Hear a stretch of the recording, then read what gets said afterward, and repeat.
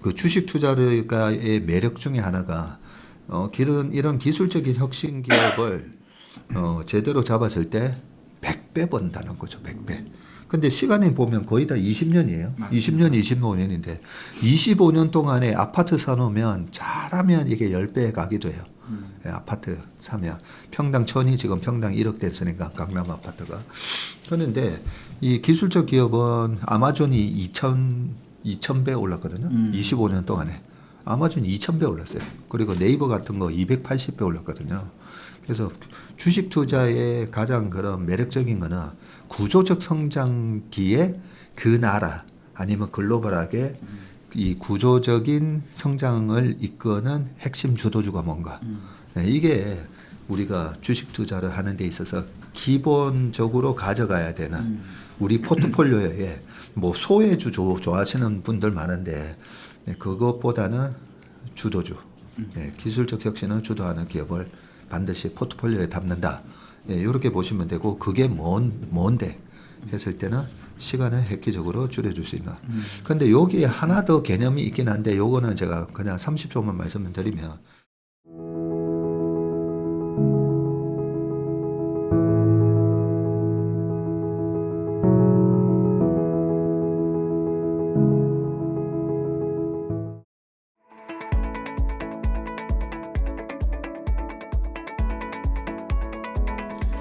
안녕하세요 인턴 여러분, 글로벌 인사이트 32회 시간입니다.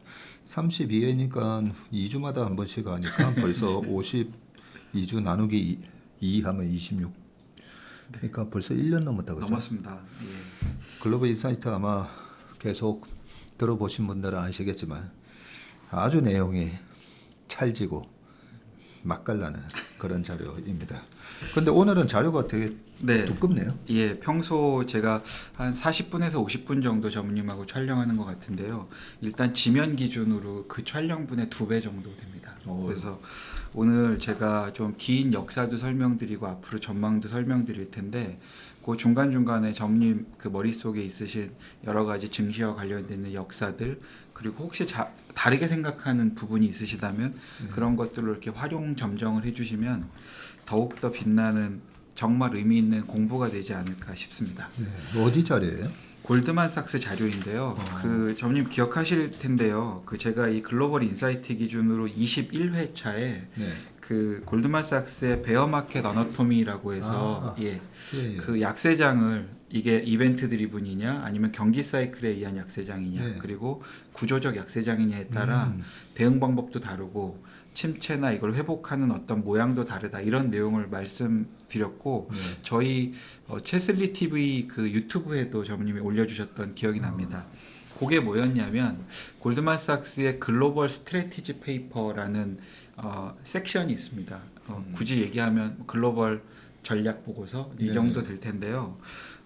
보통 증권사마다 모든 자료를 내는 주기가 있거든요. 그래서 골드만삭스 기준으로는 매주 월요일이 되면 킥 차트라고 하는 주간 시황 자료가 나오고 매 월이 되면 월간 전략 자료가 나오고 그때 이제 기업 분석 보고서 자료들이 또 나오고 하는데 요 글로벌 스트래티지 페이퍼라고 하는 자료는 비정기 자료예요. 그래서 언제 나올지 모릅니다. 근데 경험적으로 제가 쭉 이렇게 보면 1년에 2번 혹은 3번 정도는 나오는데 이게 언제 나온다가 없어요. 이번 자료는 9월 3일자에 그 미국 시간 기준으로 9월 3일자에 나왔는데 이 자료를 저는 꼭 챙겨보는 이유가 여기 이 페이지에 그 2번째 꼭지에도 써드렸는데요. 내가 당장 내일 무엇을 사고 팔아야겠다. 이런 마음으로 이 자료를 보시는 분이라면 크게 도움이 안 될 거예요. 좀 긴 얘기를 항상 하거든요. 그런데 적시성이 아닌 긴 그림에서 경제에 대한 통찰력과 그것에 따른 분석과 투자를 하겠다는 분이면 꼭 챙겨봐야 하는 보고서여서 제가 이 자료는 웬만하면은 항상 챙겨서 봐드리려고 하는데 그게 지난 그 21회에 말씀드렸던 베어마켓 어너토미였고 글로벌 인사이트에서 소개는 못 드렸지만 이 페이지의 맨 마지막 줄 보시면 지금 말씀드리려고 하는 게 72번째 자료인데 70번째 자료는 작년 9월에 나왔던 AI to buy or not to buy that is the question이었습니다. 그래서 AI 투자와 관련되어 있는 내용이었습니다. 그래서 아마 오늘 그 쭉 들으시면은 공부는 많이 되실 것 같은데 좀 내용이 깁니다. 그래서 이거를 한 번에 쭉 들으실 수 있도록 마음을 좀 단단히 잡수시고 들어봐 주셨으면 합니다. 이 페이지에 이제 제가 이렇게 표시해 드린 것처럼 굉장히 비정기적 자료고, 비정기적 자료인 이유가 탑다운, 바텀업, 섹터 애널리스트 이런 분들이 이번엔 이런 자료로 한번 프로젝트 리포트를 내봐야겠다 이렇게 마음이 먹었을 때 나오는 자료이기 때문에 어쩔 수 없이 비정기 자료인데요. 이번 자료의 제목은 이 페이지 왼쪽 하단 제목처럼 더 포스트 모던 사이클 앤 웨어 투 인베스트입니다. 그래서 제가 그냥 한국어로 포스트 모던 사이클과 투자 대상이라고 의역을 했는데, 먼저 3페이지에서 요약을 드리고 4페이지에 그 세부 그 차트들을 좀 보여드리면서 상세 설명드리겠습니다. 두 번째 꼭지입니다. 검정글씨인데요.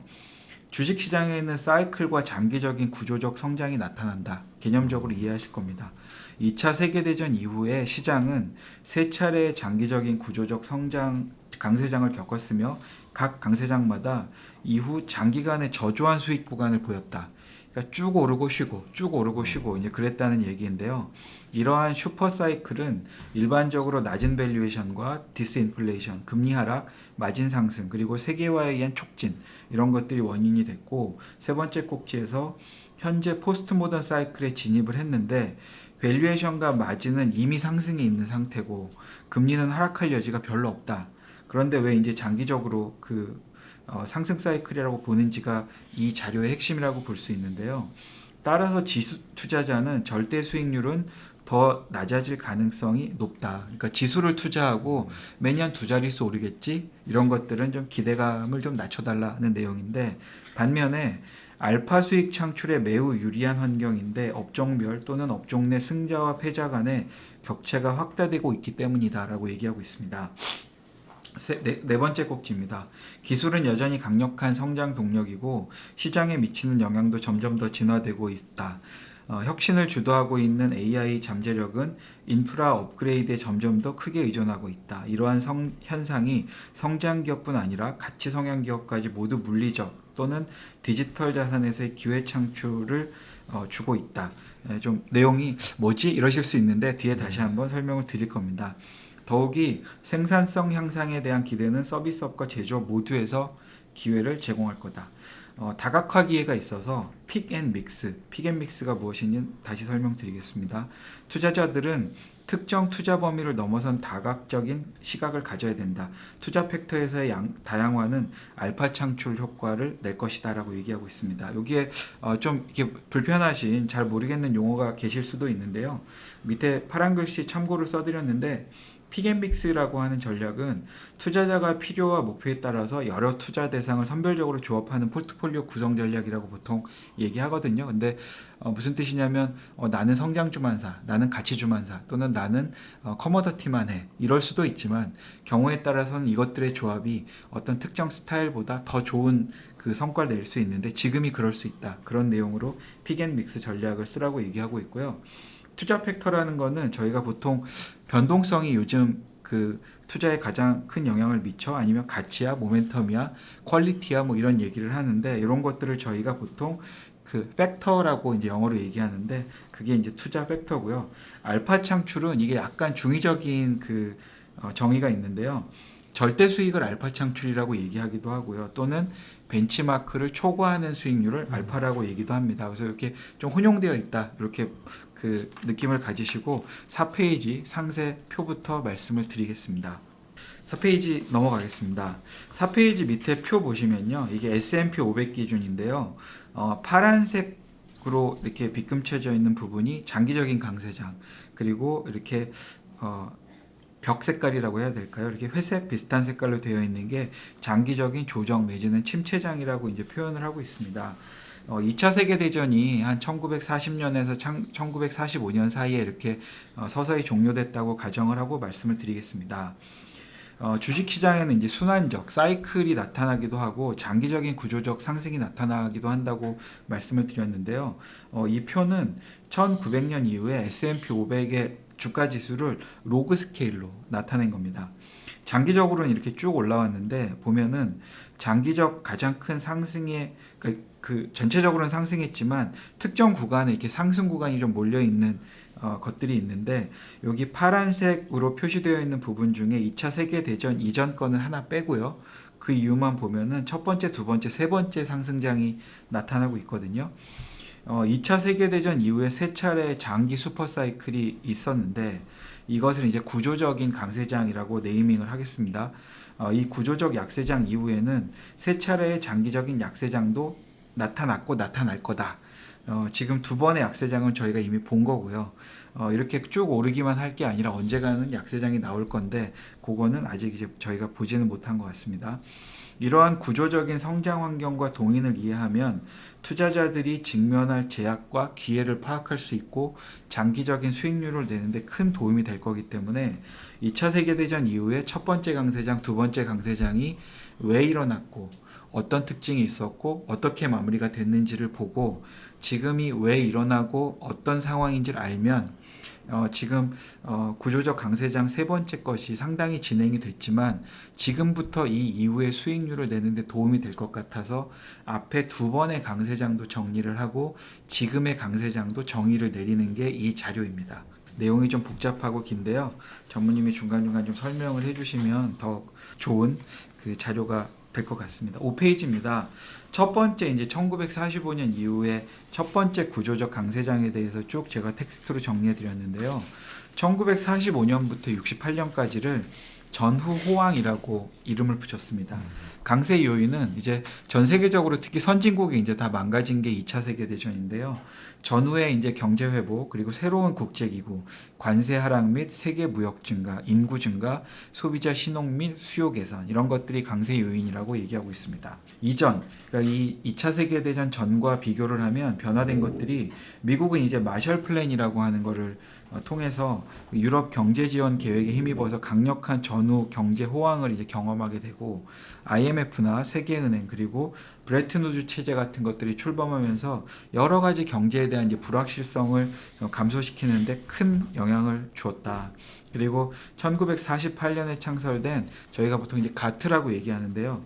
관세 및 무역에 관한 일반 협정 그리고 64년에 설립된 유엔 무역개발회의 이런 어떤 국제기구들이 생기면서 경제에 대한 불확실성이 낮아지면서 이 GDP의 무빙 변동성이 계속 이렇게 줄어들어요. 그러니까 이제 멀티플이 높아지는 데 기여를 하고 전 세계적으로 이제 67년 그 6차 가트 협상에 의해서 많은 품목에 대한 관세가 평균 35에서 40% 인하되면서 세계 무역이 확대되면서 경제 통합 촉진에 크게 기여됐다라고 하고 있습니다. 이 시기에 이제 가장 많이 들어보신 용어일 텐데요.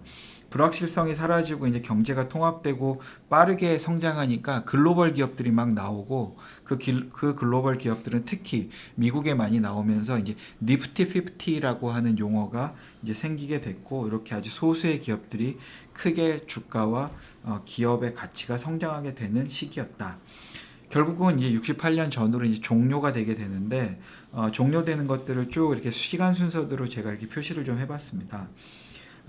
린든 존슨 미국 대통령이 Great Society Programs라는 그 정책을 했다고 합니다. 그리고 베트남 전쟁이 이제 돈을 많이 썼고요. 그러면서 군비 지출 늘어나면서 미국 재정 적자가 확대됐는데 그래서 1960년대 후반에 근본이제 하에서 이제 달러 가치가 굉장히 이제 고전을 하면서 달러 가치 때문에 미국 경제가 고전을 하면서 닉슨 대통령이 금태환을 일시적으로 중단하겠다고 발표하고 니프티 50 가장 많이 올랐던 기업들이 이제 붕괴가 되면서 인플레이션 오고 금리 올라가고 지정학적 불확실성과 함께 달러 가치가 하락하면서 S&P 500 기준으로 이제 급격하게 조정을 보이기도 했으며 73년에 이제 워터게이트 사건, 아랍 이스라엘 전쟁, 오펙에서 석유 금수 조치 막 이런 것들이 다 겹치면서 실업률 올라가고 경기 침체 오고 이자율도 올라가면서 연준 할인율까지도 막 올라가면서 전 세계적으로 주식시장 하락하고 S&P 500도 이제 82년까지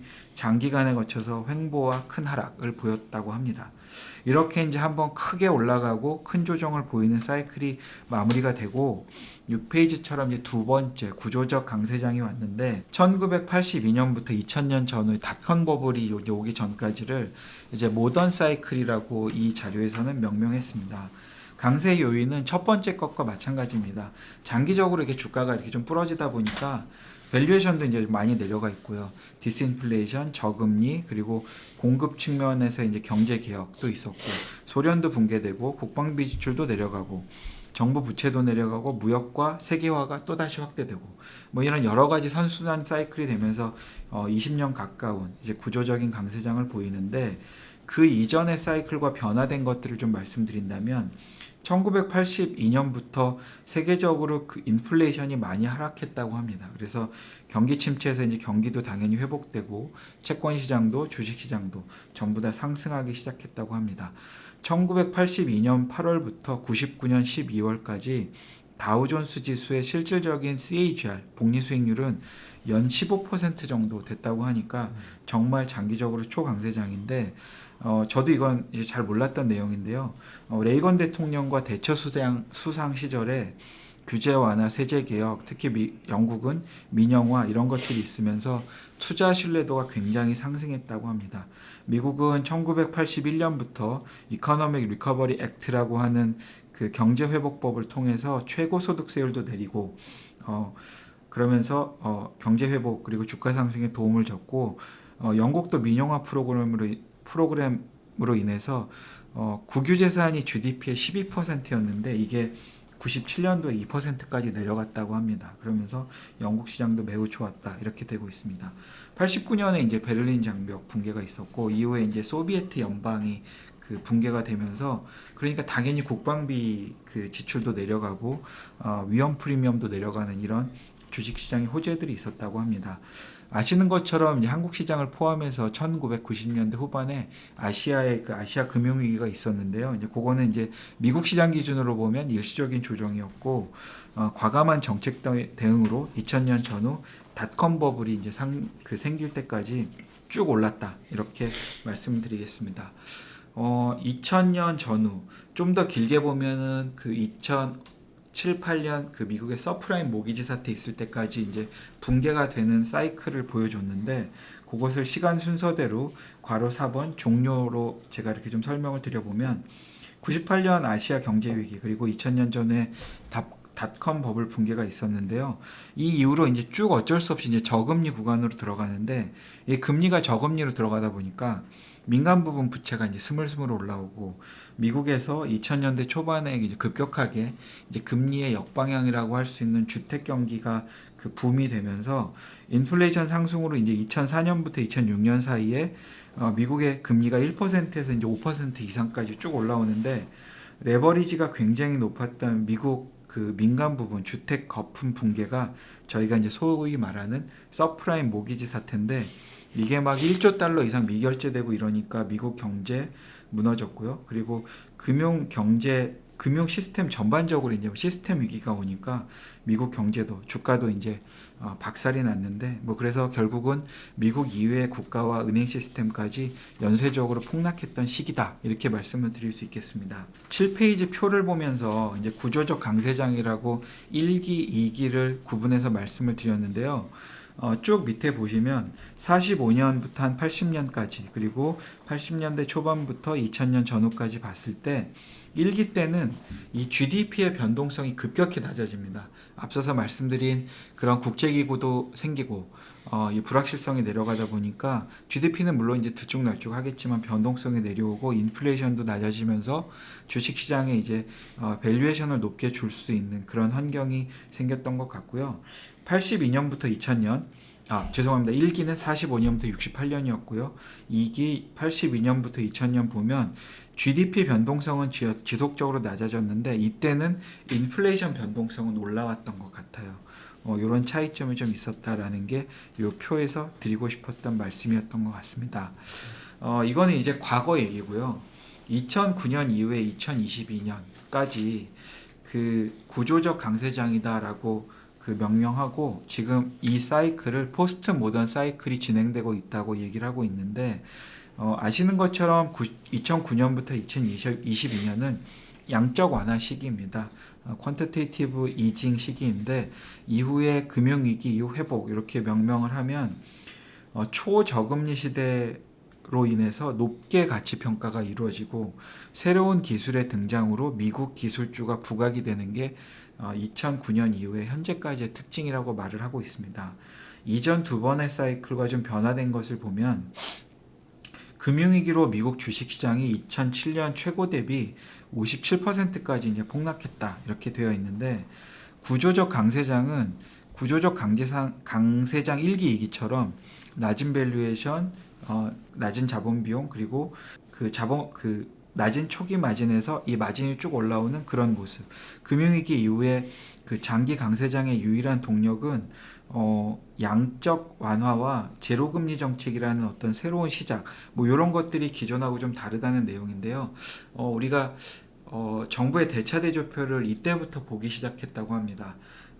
양적 완화를 하다 보니까 대차대조표상 정부 부채가 지금 괜찮아? 더 늘릴 수 있어? 이런 것들을 이제 이때부터 저희가 보기 시작하고 그러다 보니까 이제 이자율 내릴 수밖에 없고 이제 이런 환경인데 밑에 표 두 개 보시겠습니다. 왼쪽 보면은 GDP 대비 이제 정부 부채인데요. 이게 이제 2000년 이후로 이렇게 쭉 올라오게 됩니다. 그래서 굉장히 지금 이 부채 규모만 보면 걱정하는 분들의 논리도 이해는 된다라고 말씀을 드릴 수 있겠고, 그렇지만 이제 전체적으로 오른쪽에 이자율 수준이 이렇게 낮아져 있기 때문에 이 높은 부채도 견딜만 하다 이렇게 해석을 하는 분들도 계셔서 금리 올라오면 어떡하지 이런 걱정을 하시는 분들도 또 이해는 된다 이렇게 말씀을 드리겠습니다. 이 장기적으로 보면 지금 4% 정도 되는 금리가 결코 높은 수준은 아니거든요. 이것으로부터 더 내려가길 바라고 있긴 하지만 이 100년 또는 150년 역사의 평균 기준으로 봤을 때는 이 4%대 기준금리가 결코 높은 게 아닌데 9페이지를 설명드리려고 제가 이 말씀을 드렸는데요.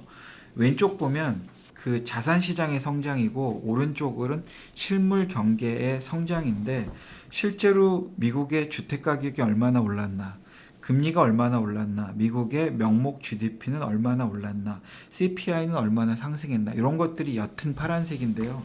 이런 것들 보면 분명히 오르긴 올랐습니다. 오르긴 올랐는데 이것보다 왼쪽 자산 가격이 훨씬 많이 올랐거든요. 근데 이거는 저금리의 영향이다. 그래서 자산 가치가 급격하게 팽창한 것이 이번 포스트 모던 사이클의 특징이다 라는 것을 얘기하고 있고, 기술주가 대표적으로 많이 포진해 있는 맨 왼편 나스닥을 보면 이 시기에 그러니까 2009년 1월 이후에 지금까지 14배보다 더 많이 1450% 올랐다 이렇게 되어 있습니다. 저희가 지금 이런 그 시대를 살고 있는데요. 금융위기 이후의 현재 시기를 포스트 모던 사이클이라고 얘기를 하고 있거든요. 왜 이렇게 이름을 지었는지가 10페이지 두 번째 줄에 나옵니다. 포스트 모던 사이클이라고 명명한 이유는 과거 사이클의 경험을 반영하는 요소들도 있는데 이 반영하는 요소들이 있다는 내용은 일단 시작 자체는 낮은 밸류에이션, 낮은 금리, 여러 가지 그런 마진이 낮은 곳에서 올라오는 상태 라고 얘기를 하고 싶어서 이런 과거의 1기, 2기 구조적 성장세와 동일한 과거의 사이클의 경험을 반영한 요소들도 있는데 투자 기회를 다르게 형성하고 있는 독특한 동인이 있어서 포스트 모던 사이클이라고 얘기를 했다라고 얘기하고 있습니다. 과거와 다른 독특한 고유한 투자 동인은 예를 들면 AI, 국방 및 자본 지출 증가, 탈탄소화, 인구 구조의 성숙 이런 것들을 예로 들고 있고요. 포스트 모던 사이클은 이미 다른 상승기들과 다른 방식으로 이미 전개가 되고 있고 그래서 과거와 다른 투자 스타일의 기회를 시사하고 있다고 얘기하고 있습니다. 이 포스트 모던 사이클은 과거와 어떤 점이 다른데 라고 물어본다면 구조적 역풍이다라고 얘기하고 있습니다. 두 번째 꼭지인데요. Structural Headwinds라고 얘기하고 있습니다. 이 구조적 역풍이라는 것을 상술해 보자면 구조적 강세장의 일반적인 특징은 낮은 밸류에이션에서 시작을 하는데 지금 전반적으로 밸류에이션이 높다. 그리고 두 번째 슈퍼차 사이클 동안 금리와 인플레이션은 하락 추세였는데 지금 금리에 대한 어떤 정점 기대가 분명히 있지만 장기적으로 관점에서 보면 지금 지난 두 사이클에 비해서 지금으로부터 금리 사이클이 하락하는 게 있겠으나 그렇게 급격하지 않을 것이다. 그 이유에 대해서는 이미 정부가 부채를 좀 많이 갖고 있어서 기간 프리미엄이 많이 이렇게 좀 올라와 있고 계속해서 정부 부채를 늘려야 되는 상황에서 낮은 장기 금리 하락을 예상하기에는 조금 불편하다 이런 얘기를 반복적으로 하고 있습니다. 그리고 전무님이 이제 이렇게 계속 가면 내후년장 굉장히 안 좋게 봅니다라는 말씀을 반복해서 해주셨던 걸로 기억하는데요. 괄호 3번입니다. 세계 경제가 이 통합으로 가야 되는데 지금 이제 관세라는 걸 필두로 약간 분열로 가고 있거든요. 그래서 세 번째 보면 관세 인상 추세는 세계 무역 성장을 둔화시킬 가능성이 있다. 그래서 성장 둔화와 국방 및 사회 기반 시설 지출 증가를 둘러싼 정부 지출 수요 증가 그리고 인구 고령화로 인한 정부 부채 수준이 높아져서 장기 금리와 자본 비용 상승이 지속 상승 추세가 될 수 있다. 이런 것들이 불편하다고 얘기하고 있습니다. 관세, 법인세, 이자, 노동 및 에너지 비용 상승은 총마진을 제한할 수 있다. 당연한 얘기인 것 같고요.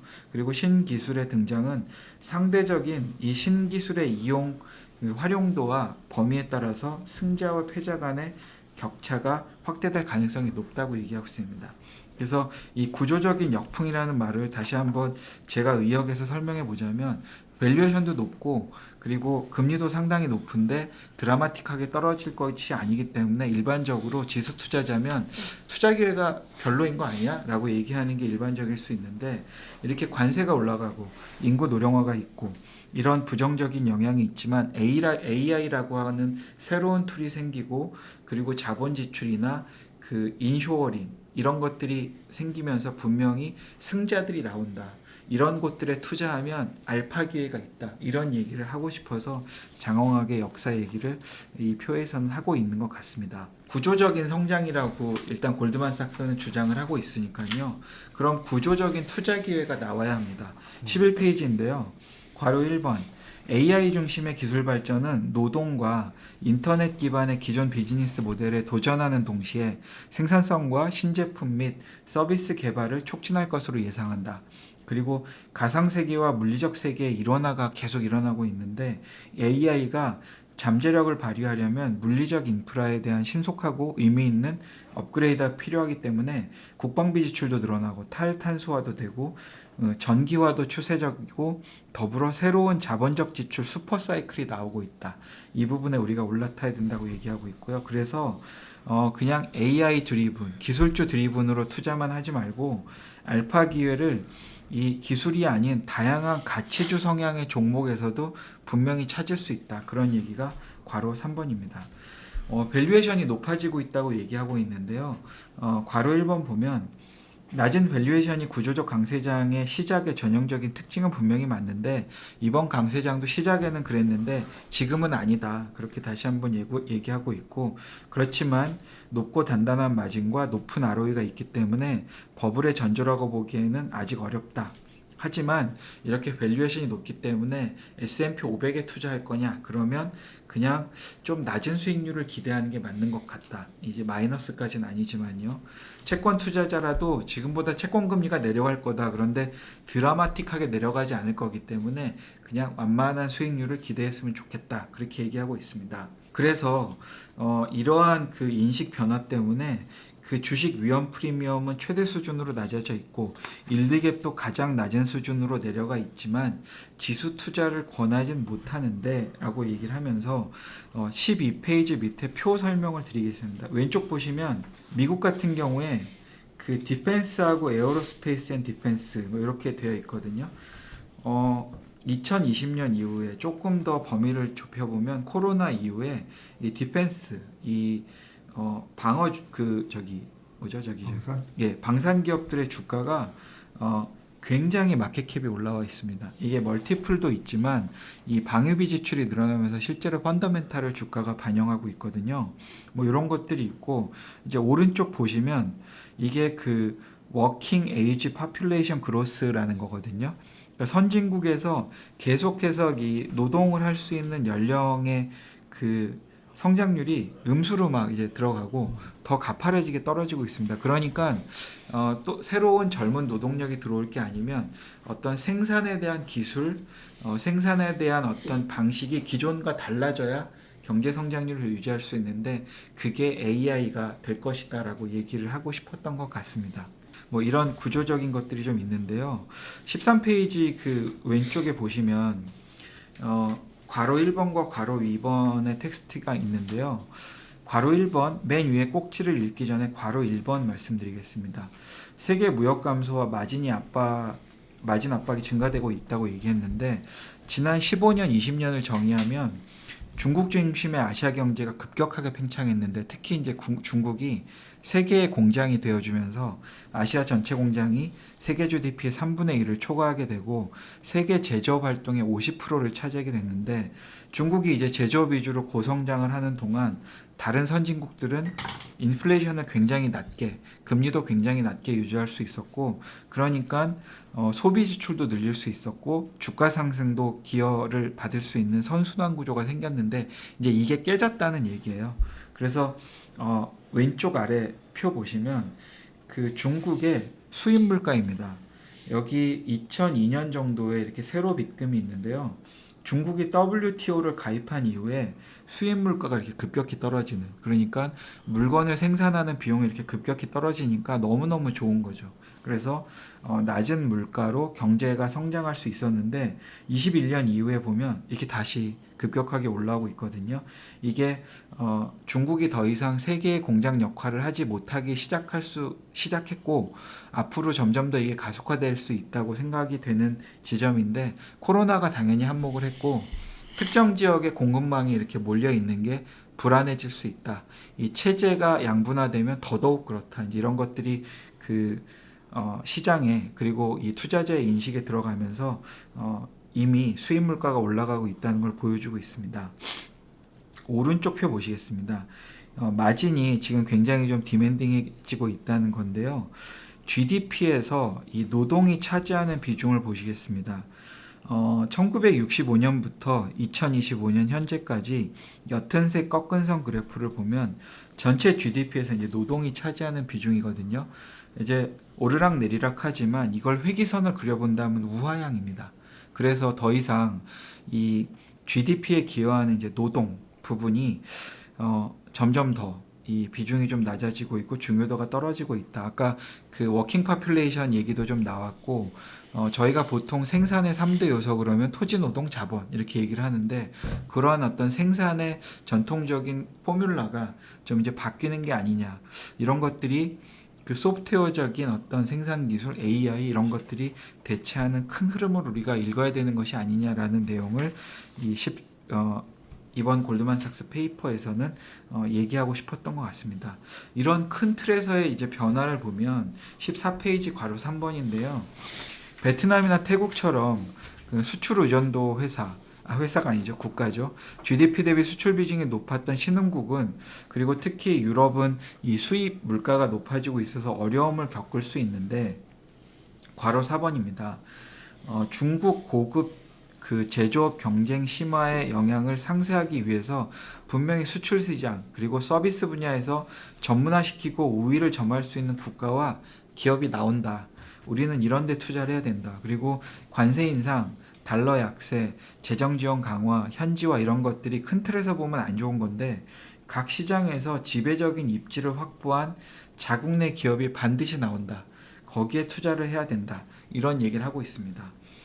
이런 것들을 내가 새로운 뉴 메가 트렌드라고 이름을 지어서 다시 한번 그 정리를 해주겠다가 14페이지입니다. 괄호 1번 지난 슈퍼사이클에서의 주요 그 호재가 역풍으로 이제 바뀌고 있다고 얘기를 했는데 상당한 투자 기회 및 차별화를 제공할 수 있는 다른 메가 트렌드가 형성되고 있다.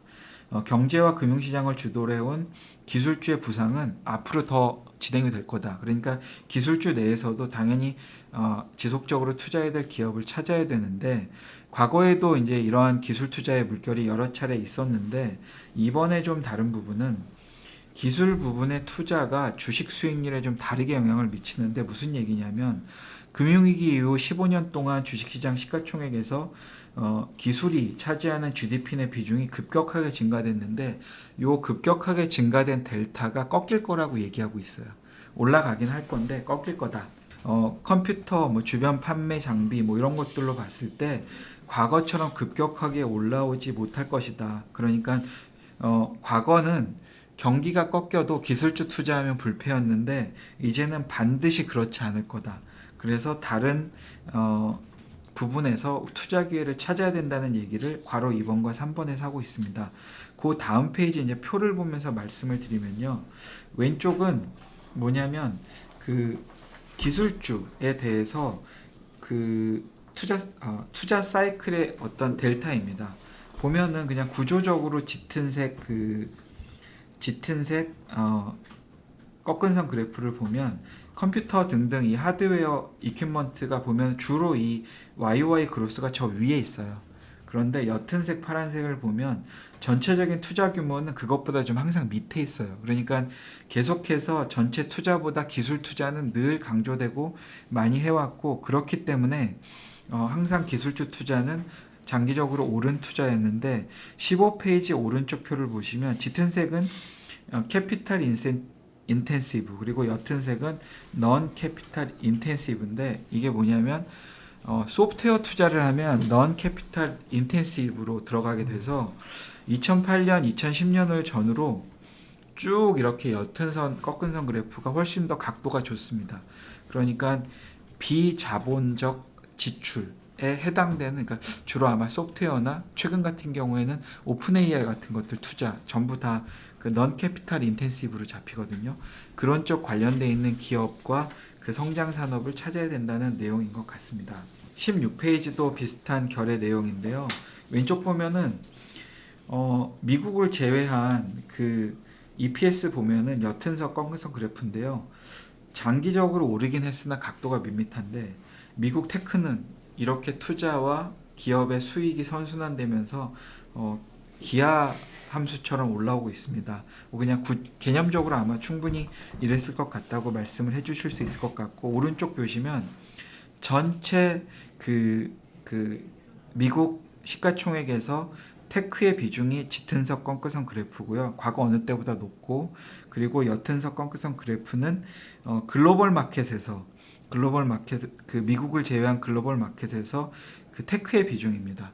그러니까 테크 비중이 전체적으로 전 세계적으로도 점점 좋아졌고 특히 미국에서는 엄청난 강세를 보여서 한마디로 지난 10년, 15년 동안 미국 기술주 투자했으면 가장 수익률이 좋았던 시기였다라고 얘기를 다시 한번 강조하고 있습니다. 17페이지인데요. 밑에 표 보시면 저희 모닝브리프나 아니면 기업 분석이나 박스리 할 때 템이라는 말을 저희 문의사가 자주 하거든요. 그게 토탈 어드레서블 마켓. 그래서 이제 접근 가능한 시장 규모다 뭐 이런 뜻인데 AI 투자와 관련돼서 그 템 접근 가능한 시간이 하루가 다르게 계속 올라오고 있고 그러다 보니까 AI와 관련돼 있는 KPX가 눈 뜨고 일어나면 이 투자 전망치가 계속 오르고 하는데요. 이 표가 그 내용입니다.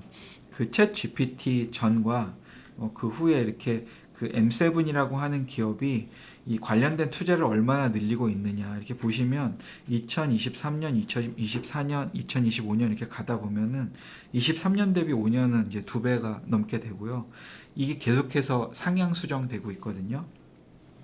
그래서 이러한 투자는 여기에서 그래서 이렇게 투자를 많이 하는 M7에 투자를 하는 게 맞다라는 내용도 맞는 것 같은데 그보다는 이렇게 투자를 많이 하고 나면 결국 AI를 이용한 승자가 나올 거다.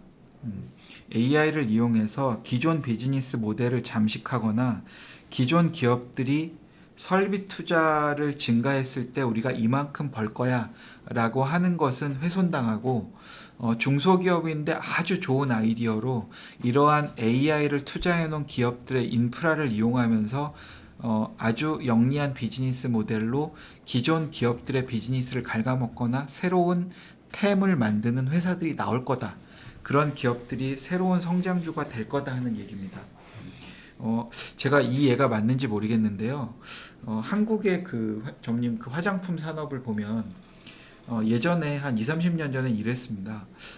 새로운 한국에서 화장품 산업을 할 거야. 그러면 오프라인 가두점을 적어도 한 500개 내야 되니까 그러면 얼마가 필요하고 공장 만들려면 얼마 정도가 필요하니까 그러면 일단 화장품이 잘 팔릴지 안 팔릴지 모르겠지만 일단 진입하려면 한 4, 5천억 원 써야 된다. 이런 이제 개념을 가지고 한국의 새로운 화장품 플레이어가 되겠다. 진입을 해야 되는데 5천억을 투자한다는 마음은 결코 쉬운 마음이 아닙니다. 그런데 요즘 APR이라든지 여러 가지 이런 새로운 기업들을 보면 난 정말 이런 좋은 아이템으로 피부 보습제만 할 거야. 아니면 영양제만 할 거야. 아니면 선블럭만 할 거야. 이런 아이디어를 가지고 코스맥스야 만들어줘. 그리고 A 기업이 미국에서 마케팅해주고 B 기업의 유통 채널을 잡고 이러면 이러한 인프라를 이용해서 아주 적은 초기 자본으로 시장에 진입해서 아모레퍼시픽이라든지 LG생명과 같은 그런 거대 기업들의 시장을 갉아먹고 있거든요. 그러다 보니까 그런 기업들은 성장성에 대해서 굉장히 높은 멀티플을 받고 아모레나 LG생활건강은 멀티플도 낮아지고 비즈니스 모델도 둔화되고 이러는데 아마 이런 예를 말하고 싶었던 것 같습니다. AI를 이용해서 기존에 돈을 잘 벌고 있는 어떤 기업의 비즈니스 모델의 일부를 갉아오는 회사들이 분명히 있을 거다. 아직까지 크게 출현한 것 같지는 않은데 왜냐하면 거대 추론 모델을 지금은 이제 형성하는 투자 단계니까요. 이것들을 활용하는 단계가 되면 분명히 그런 기업이 나올 거다라는 얘기를 하고 싶었던 것 같습니다. 18페이지인데요. 이거는 어떤 내용이냐면 프라이빗 픽스트 에셋의 에버리지 에이지입니다. 그러니까 기투자되어 있는 어떤 사회 인프라망이라고 해야 될까요? 그런 것들의 평균 연령인데요. 1940에서 50년대 보면은 Y축 27년 정도까지 갔거든요. 그 뒤로 쭉 사회 기관망 인프라 투자가 일어나면서 평균 연령이 밑으로 쑥 내려왔다가 다시 2020년 정도 되면 24년까지 올라왔어요. 그러니까 이러한 무형자산 투자가 월등했던 부분을 지나 이제 AI 산업망은 전력망을 기축으로 물리적 인프라를 안 할 수 없는 특히 미국 기준으로는 꼭 해야 하는 시기가 됐기 때문에 이러한 물리적 인프라 확충과 관련되어 있는 기업에 투자하는 것도 AI 테크 기업에 투자하는 것 못지않게 큰 수익을 줄 거다. 그래서 저희가 티커 SMR이라고 하는 누클리어 에너지라든지 한국의 밸류체인에 두산 에너빌리티도 있고 그런데요. 이런 기업에 투자하는 것도 전통적인 가치주 영역이라고 얘기했던 그러한 유틸리티 기업들도 굉장히 큰 투자, 좋은 투자가 될 거다라고 얘기를 하고 있습니다.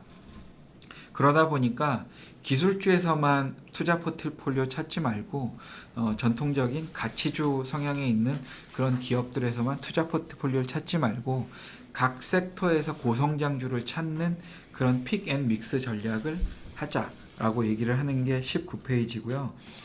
밑에 표만 간단히 설명드리고 이 텍스트는 조금 설명을 줄이도록 하겠습니다. 왼쪽 보시면 2010년부터 2022년까지 짙은 파란색이 유럽의 은행주 차트거든요. 그냥 이렇게 옆으로 갑니다. 그러니까 10년 이상 별다른 수익을 못 냈고 만약에 미국의 메가 테크 기업에 투자했다면 이렇게 어마무시한 수익률을 기록했는데 2022년 1월부터 지금까지를 동일한 업종에 투자를 했다고 하면 오른쪽 보시겠습니다. 미국 테크도 물론 좋았는데 유럽 은행이 더 좋습니다. 그래서 이게 무엇을 얘기하고 있느냐? 전 세계의 투자 환경이 되게 평평해지다 보니까 미국 이외의 지역에서는 가치주들이 굉장히 잘 오르고요. 미국에서는 성장주들이 더 오르거든요. 그러니까 나는 미국만 투자, 나는 유럽만 투자, 나는 한국만 투자가 아니라 모든 투자자가 전 세계를 놓고 진짜 찐 가치주는 어디에 있는가, 진짜 찐 성장주는 어디에 있는가, 그것을 국가라는 국경을 생각하지 않고 투자를 하고 있다. 그래서 진짜 성장주는 미국에 많네. 진짜 가치주는 죄송하지만 한국에도 있지만 유럽에도 유럽이 가장 좋네. 이런 투자 환경이 되었다. 그래서 이런 것들이 포스트 모던 사이클의 또 하나의 특징이다라고 얘기를 하고 있습니다. 그래서 뒤에 그 마지막으로 그 20페이지 표는 보면요. 제가 방금 말씀드린 것에 텍스트로 다시 한번 써드렸는데 투자에 대한 자유도가 높아지면서 지역별로 스타일이 달라지는 특징이 있다. 그래서 금융위기 이후 10년 동안 모든 주요 시장에서 성장주가 가치주보다 월등한 수익률을 기록했는데 그 이후에는 미국에서는 성장주 수익률이 여전히 좋은데 그 밖의 지역에서는 가치주가 더 높은 수익률을 보이고 있는 이런 특징들도 있다. 그래서 성장주를 찾든 가치주를 찾든 어떤 그 리전이라고 하는 영역은 좀 떠나서 찾는 것이 굉장히 필요하다. 이런 얘기를 하고 있습니다. 제가 막 이거를 빨리 끝내드려야 된다는 압박이 있어서 발음도 나쁘고 중간에 좀 이제 설명을 좀 뛰어넘은 부분도 없지 않아 있는 것 같은데 중간중간 전무님께서 아마 이런 것들은 좀 첨언했으면 좋겠다는 내용들을 메모하시는 거 봤거든요. 부탁드리겠습니다. 네, 아마 우리 인턴 여러분들도 내용이 좀 어려워가지고 들으시면서 아이고 이건 무슨 얘기인지 사실 좀 잘 모르겠다 이러신 분도 계실 건데 중요한 거는 제목처럼 글로벌 인사이트인데 이 골드만삭스 자료를 보면서 우리는 무엇을 얻어갈 것인가 부분이 있어서 일단 저는 주식시장의 역사는 반복된다고 늘 말씀드리잖아요. 네. 그렇기 때문에 베어마켓의 지난번에 형태와 경로 뭐 이런 자료에서도 이 약세장이 진행될 때 어떤 형태와 경로를 가지고 나타나는지 그런 아주 뜻깊은 그런 소중한 정보를 배웠다면 이번 자료는 이 주식시장의 하나의 이 역사 거의 100년치의 역사를 또 다루고 있잖아요. 네. 그러면서 굉장히 중요한 자료인데 일단 4페이지 좀 먼저 보면서 말씀을 드리죠. 네. 자, 지금 4페이지에서 얘기하고 있는 게 아까 파란색 선이 구조적 성장을 할 때이고요. 네. 그리고 2차 세계대전 이후부터 1번 그리고 두 번째 상승이 1980년대부터 2000년 초까지 PC하고 온라인 상승이 있었을 때고 그 다음에 최근에 있는 부분이 또 AI로 촉발되는 그런 구조적 성장이 있는데 우리는 투자자니까요. 지금 우리 인턴분들이 저는 이것만 기억하셨으면 좋겠어요. 이 주식 투자를 지금 제일 마지막에 밸류하고 비교해줘서 저는 이 자료 진짜 좋은 자료다. 왜냐하면 앞부분만 보면 그냥 주식은 무조건 구조적 성장기에 그 성장의 주도주 발굴해서 투자해야 된다. 이게 사실 핵심이거든요. 주식 투자는. 그래서 1920년부터 처음에 로링 트웬티스가 있었을 때가 그때가 이제 마차에서 자동차로 확 바뀔 때. 그래서 옛날에 버블붐이나 이런 책을 보면 요 20년도에 포드의 주가가 어떤 식으로 고성장하는지가 나와요. 거기서 마켓 침투율 자동차가 얼만큼 보급되는가 그 보급이 5%를 넘었을 때부터 이 S 곡선이 나오면서 가파르게 주가가 올라가는 뭐 그런 게 막 설명이 돼 있습니다.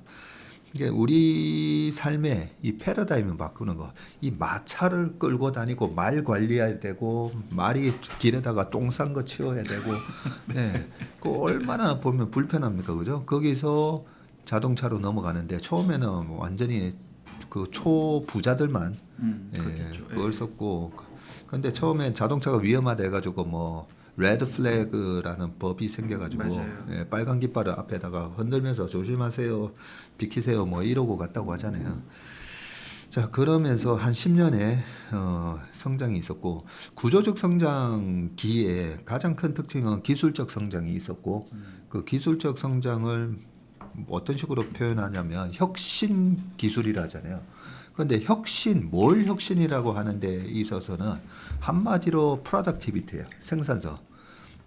우리가 주식 투자할 때는 얼마나 생산성을 획기적으로 개선시키느냐.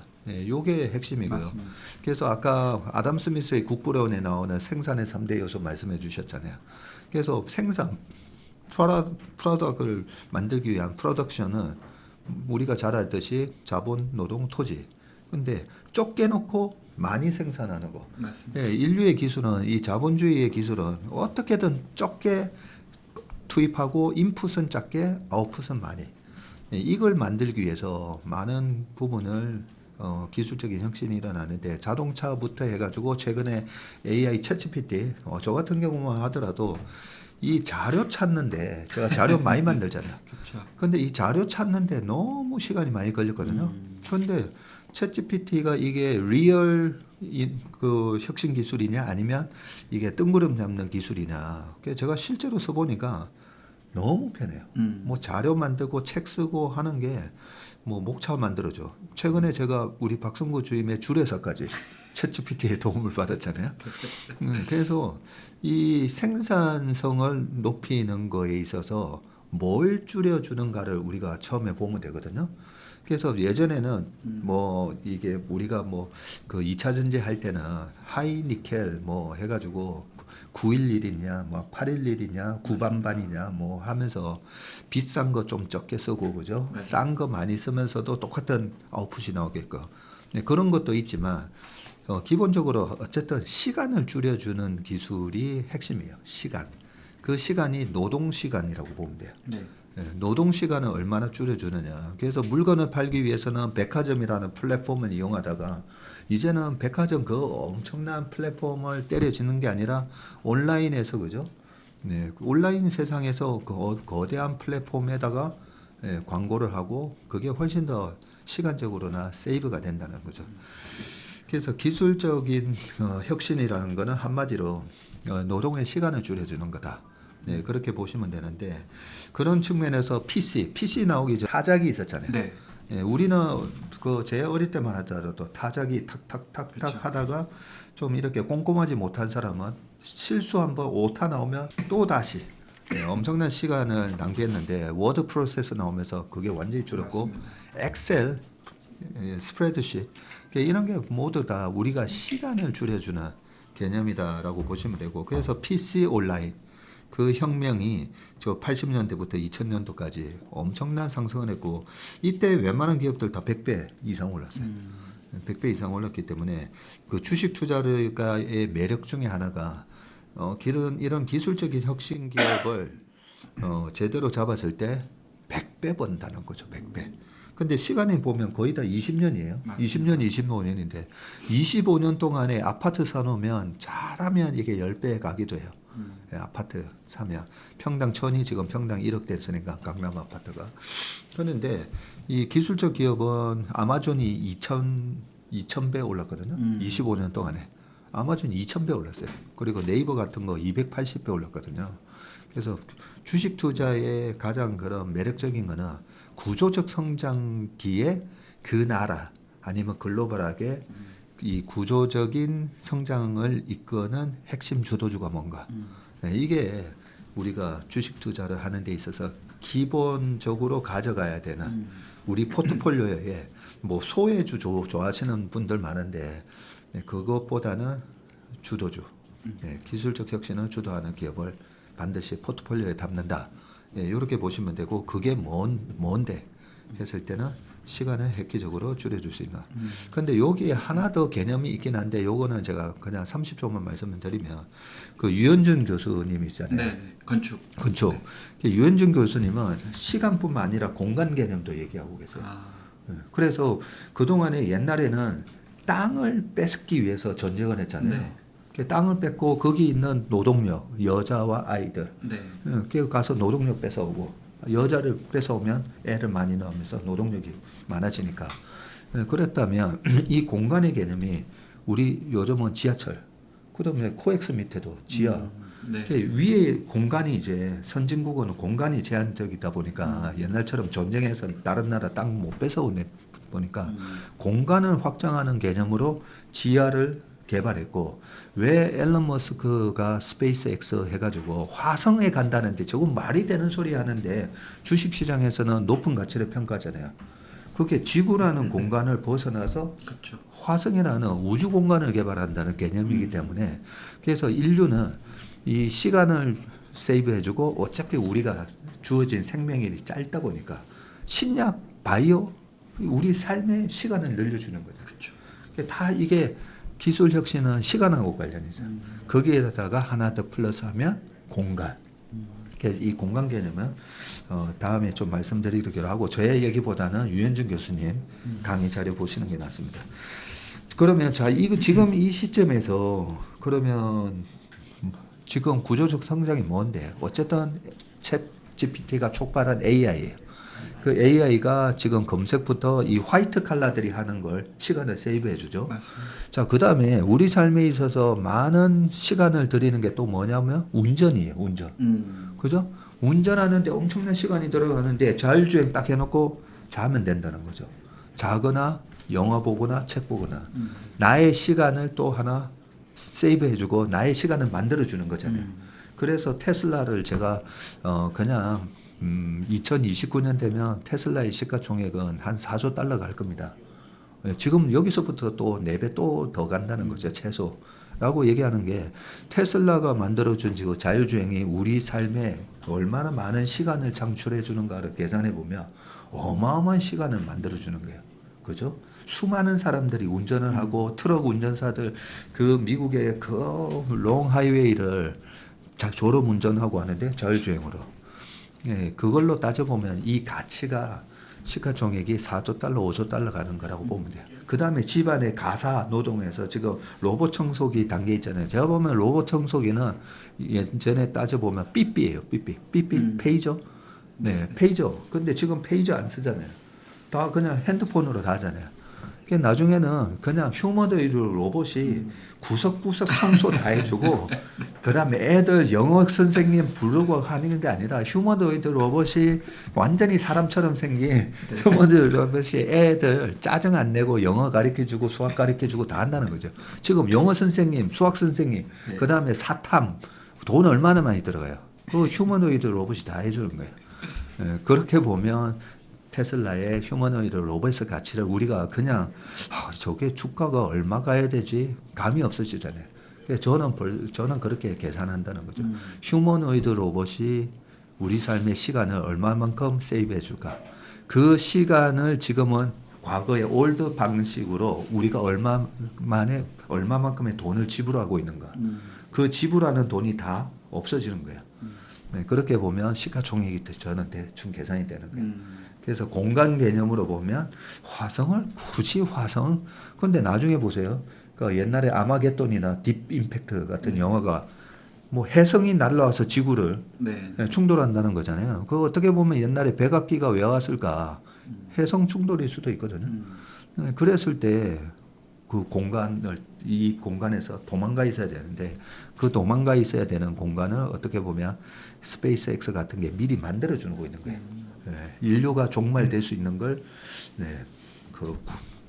우리가 피해 있을 수 있는 공간을 만들어주는 그런 가치로 좀 우리가 이해하시면서 주식을 하면 이 주식이 이 사고팔고의 개념을 떠나서 이 구조적 성장기에 한 20년 동안 시장을 주도하는 이 주도주에 대한 개념을 이런 개념으로 알고 계시면 들고 갈 수 있다는 거죠.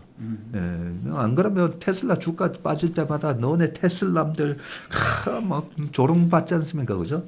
그걸 견딜 수 있는 거는 이 개념을 아셔야 돼요. 네, 그렇게 보시고 마지막이 제가 좀 내용이 참 좋았던 게 유럽의 은행의 주가가 테크의 주가 수익률보다 좋았다라는 부분이 있잖아요. 네, 19페이지입니다. 19페이지. 이 부분도 좀 중요한 건데 이 구조적 성장주도 보면 지금은 긴 차트로 보니까 이번에 코로나 때 35% 빠진 거 이런 게 안 보이잖아요. 조그만해서 안 보여서 가만히 그냥 들고 있으면 편안하게 우리가 수익을 냈을 거라고 생각하는데 실제로는 안 그렇다는 거죠.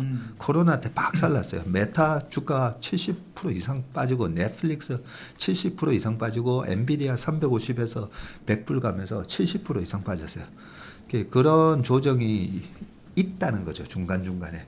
그런 조정이 있을 때 레버리지를 잘못 쓰고 있다면 깡통 나가는 거죠. 예, 그래서 보통 레버리지 쓸 때는 저금리 하에서 주가가 유동성장세일 때는 그렇게 성장률을 해서 그리고 좀 주가가 비싸졌을 때 그랬을 때는 우리가 어느 정도 이익을 실현해서 어디에다가 내 자금을 피신시켜 놓느냐 이 밸류 스탁에다가 일부 피신시켜 놓는.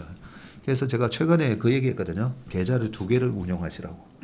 네, 하나는 이런 성장주만 공략하는 그리고 하나는 이 성장주로 번 돈을 이 밸류 스탁에다가 조금씩 저축하는 개념으로 그런 식으로 한번 운용을 해보시라는 말씀드렸는데 비중은 8대2나 뭐 7대3 정도로 이 8대2에서 8이 계속 커지거든요. 성장주 중심으로 투자하다 보면 그랬을 때 와 이거 너무 과한데 했을 때 거기서 일부를 이렇게 야 이거는 말도 안 되는 밸류에이션이야 하는 게 유럽 은행이고 최근에 우리나라 은행들도 유럽 은행의 차트랑 똑같더만요. 못 잡잖아요. 네. 그래서 저는 이게 우리만의 밸류업으로 우리 시장이 오른 게 아니구나. 글로벌한 현상이었구나라는 걸 방금 알았었는데 그래서 이 밸류 스탁은 10년에 한 번씩 마치 저기 서울에도 보면 좀 낙후된 지역들 재개발 얘기 나올 때 재개발 얘기 나오면서 그 지역에 빌라부터 해가지고 확 오르잖아요.